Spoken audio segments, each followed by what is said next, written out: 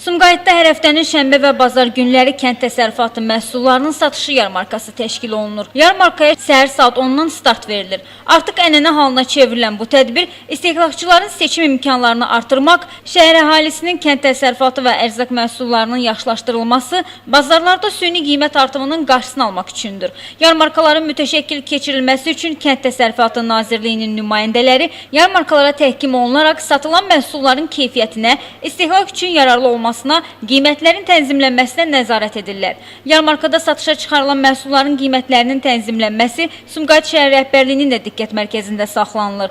Əhaliyə təqdim olunan məhsulların qiyməti bazar qiymətindən 25-30% aşağıdır. Qiymətlərin aşağı olması alıcıların da ürəyincədir. Alıcılar satış yarmarkasının yüksək səviyyədə təşkilinə görə razılıqlarını bildiriblər. Razıyıq, çox yaxşı, əladır, sağ olsunlar. Əziyyət çəkib gətirirlər bu soyuqda, biz də alırıq, sağ olun. İstədiyiniz məhsulu tapa bilirsiniz burada? Hər şeydə var, bolluqda Allah'a şükür. Razıyıq, bəli. Nə almışsınız? Alma Qubinski. İstədiyiniz məhsulunu burada əldə edə bilirsiniz? Eləyə bilirik, çox gözəl, əla, buyur. Yaxşıdır, sərf eləyir.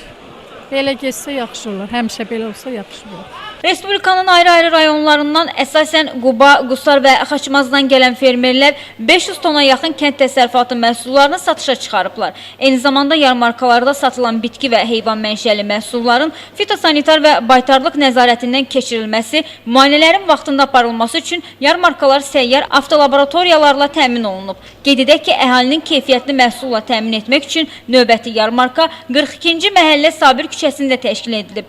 Bu yarmarkada həftənin şənbə və bazar günləri keçiriləcək. Kənd Təsərrüfatı Nazirliyi və Sumqayıt şəhər İcra Hakimiyyətinin birgə təşəbbüsü ilə təşkil edilən bu cür yarmarkalar əhalinin, əsasən də az təminatlı ailələrin sosial rifahının yaxşılaşdırılmasına xidmət edir. Məlumat üçün bildirək ki, yarmarka mütəmadi və davamlı olaraq keçiriləcək. Gürəl Quliyeva, Elbrus İsmailov, Dünya TV.